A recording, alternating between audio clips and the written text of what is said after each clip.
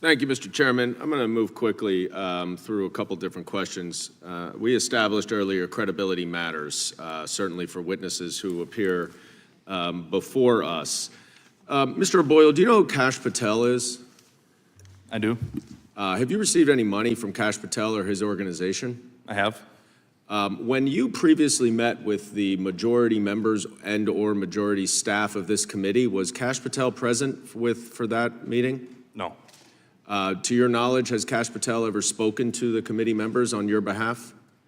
Not that I know of. Not that you know of.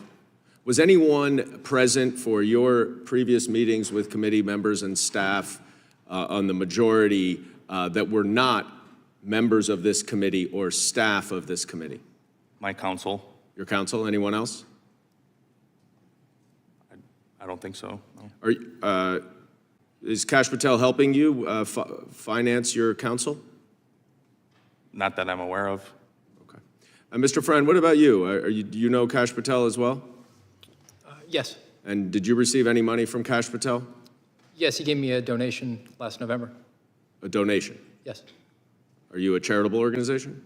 I was an unpaid, indefinitely suspended man trying to feed his family, and he reached out to me and said he wanted to give me a donation. Did he have any, was he present for any of your meetings with committee members or staff? No. And how many times did you meet with the committee members or staff prior to your transcribed interview? I never met with them prior to my transcript. Did you speak to them on the phone? Yes. Okay, all right, so you spoke to them on the phone. Yes, I spoke to them on the phone, corresponded. Did you provide documents? Yes, I gave them my written declaration. Did they ask you whether they could share that with the minority? I don't know. At the time, I don't believe they were actually in the majority. Did they ask you whether they could share the documents? I don't remember if they did or didn't. I want to focus a little bit on that SWAT case that you mentioned, Mr. Friend, where the SWAT team was used to make an arrest of someone associated with the domestic violent extremist group. That was not your case? That was a case that was within my office. The Joint Terrorism Task Force sort of ran all the cases together. Okay.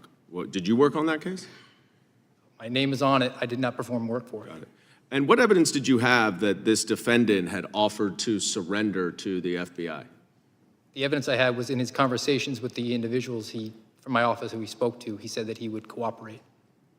So he said he would cooperate with the FBI, but he never told you that he would surrender to an arrest. Those are two different things, you agree, right? No, I wouldn't. If somebody told me that if you need anything from me, just let me know, I'll cooperate, I would interpret that to mean I could reach out to them if I had a criminal charge. Really? Yes. Interesting. All right, that's certainly not my experience. Mr. Allen, you passed around information to other members of the FBI related to January 6th, is that right? Yes, sir. And you were admonished by your supervisor not to do that, is that right? I was not, sir. You were not. So when it says here in the FBI's letter to Mr. Jorman of yesterday that your supervisor admonished you to stop circulating these materials on multiple occasions, you're saying right now that the FBI is lying to this committee? That statement that they wrote is inaccurate. Okay. Did you write to your colleagues to, quote, exercise extreme caution and discretion in pursuit of any investigative inquiries or leads pertaining to the events of January 6th? Yes, I corresponded with my teammate. Did you write that? Yes, I wrote those words in the correspondence. And that was after you had been admonished not to send information about January 6th, right? I was not admonished to not send information. But you do agree that your personal opinion should not influence your official duties, don't you? No, you should be objective and analytical in all the decisions and information. No, that was my question. Your personal views should not influence your official duties. No, you should be objective in doing the conduct of your job. And now, Mr. Friend and Mr. O'Boyle, I don't have much time, but you agree that you were field agents, correct? Correct. And you understand chain of command, do you not, Mr. O'Boyle? I do. Right. So that if you make a suggestion to a supervisor and your supervisor overrules you, that's the nature of the business, isn't it? Not if it's a violation of a law or And a you rule. make decisions about whether grand jury subpoenas should be served or not as a field agent of the FBI? Time the gentleman is If I have a expired. reasonable belief, I can make a protected disclosure, which is what I've done. Okay, but do you think you make those Time the gentleman is decisions? expired. Gentleman yields back. Chair recognizes himself. Mr. O'Boyle, why do you think they came down on you so darn hard? Deep down, what do you think their motivation is? I think they want to, the agency as a whole wants to get rid of people who simply just don't toe the line that they want. They don't want critical thinkers. They don't want people who raise valid questions to their chain of command. They want to send a message, don't they? Absolutely. They want to make you an example, don't they? Yes. And they don't care.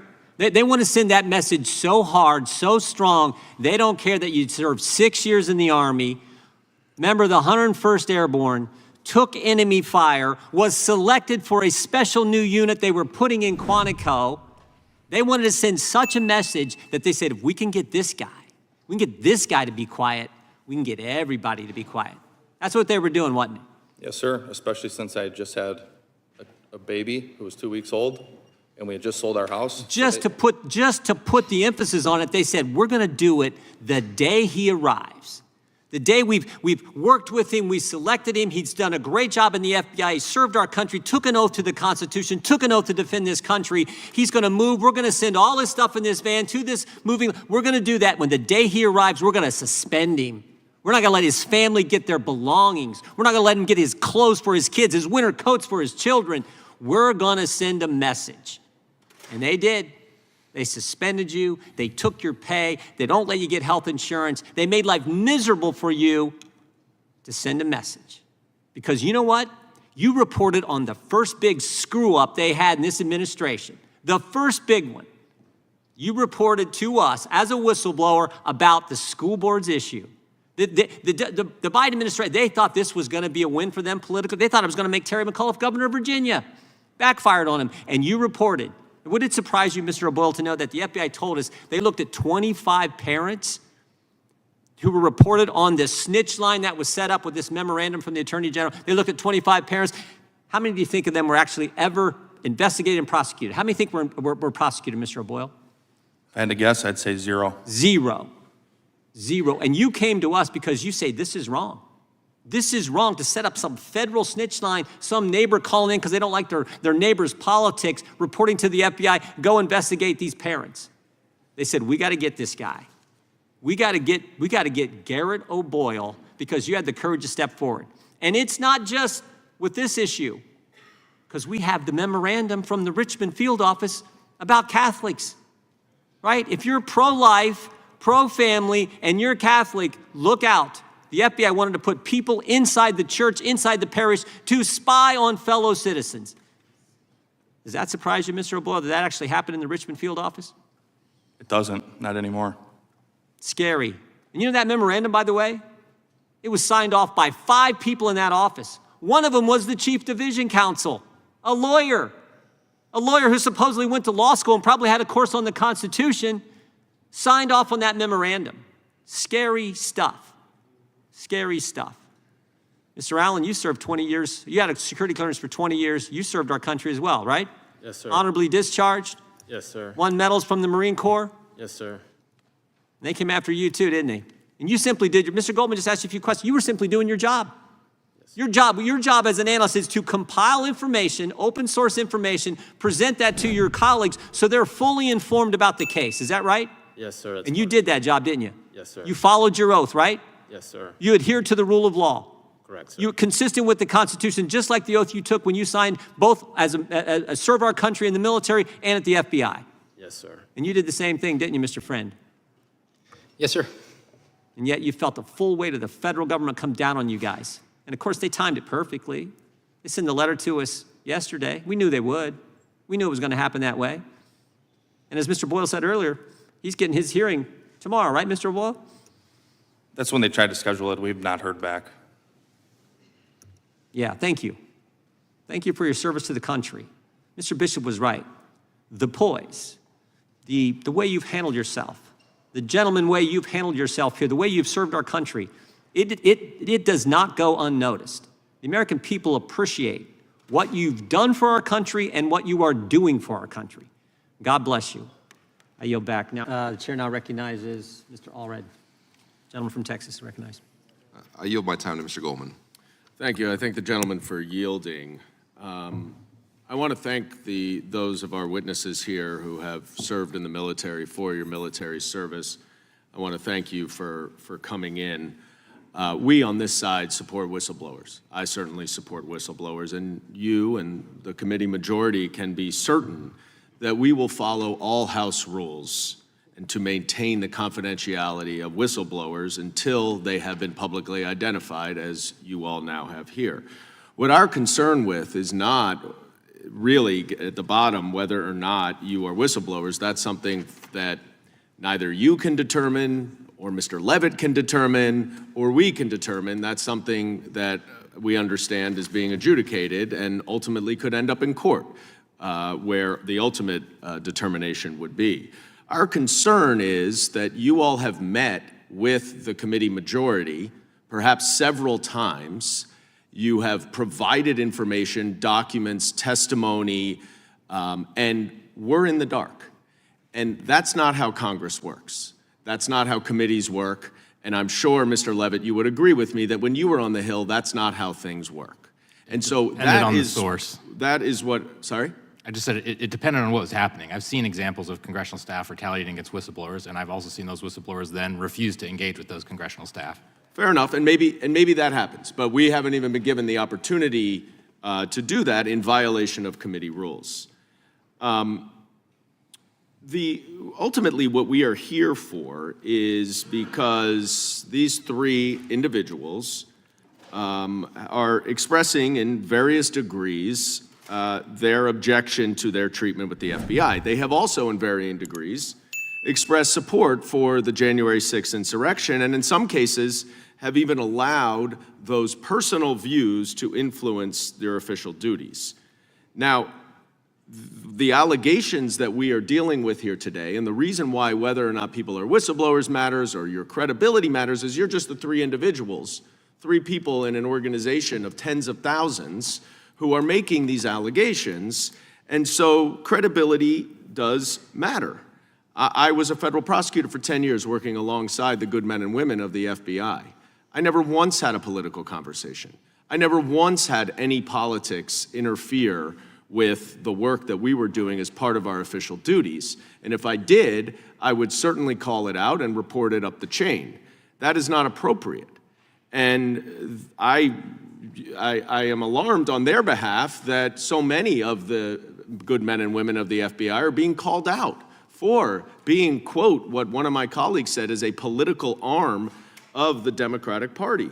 Now, you all would agree real quick that credibility matters, right? You're all agents or current or former agents of the FBI. Is that right, Mr. O'Boyle? Correct? Yeah. Mr. Friend? Yes. And Mr. Allen, right? I'm a staff operations specialist, sir. So you don't believe credibility matters? Credibility does matter, sir, but I'm a staff operations specialist. That's my official. But let's take the chairman's opening statement for a second. He said in his opening statement about the John Durham report that Mr. Durham found that there was no predicate and no basis to open the investigation.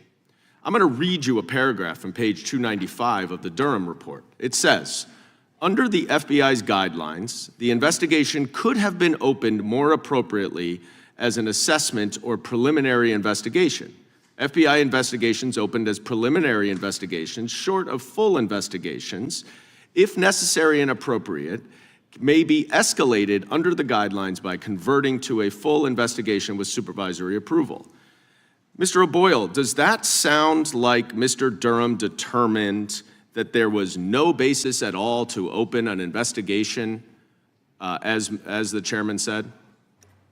I would have to have more information, but based on what you just read, it sounds to me like, based on FBI rules, a preliminary investigation ought to have been opened if anything was going to be opened at all. And it sounds like it was opened straight as a full investigation. Right. But I also don't. And you understand the difference is really just based on timelines and a slightly narrower range of authorities, but that preliminary investigations are often escalated to full investigations after some additional investigation, right? They're also often just shut down. Sure, right. Of course. I see that my time is about to expire, and I look forward to my additional questions. But I would just note for all of us here that to use 3 individuals' personal experiences, including determinations based on a number of different levels of review at the FBI that you no longer warrant your security clearance, is a very bold and unfounded Time of the gentleman has statement expired. to use gentleman to from claim that Kentucky the is recognized FBI for 5 is a minutes. weapon of the Democratic Party, and I Gentleman yield from back. Kentucky is recognized.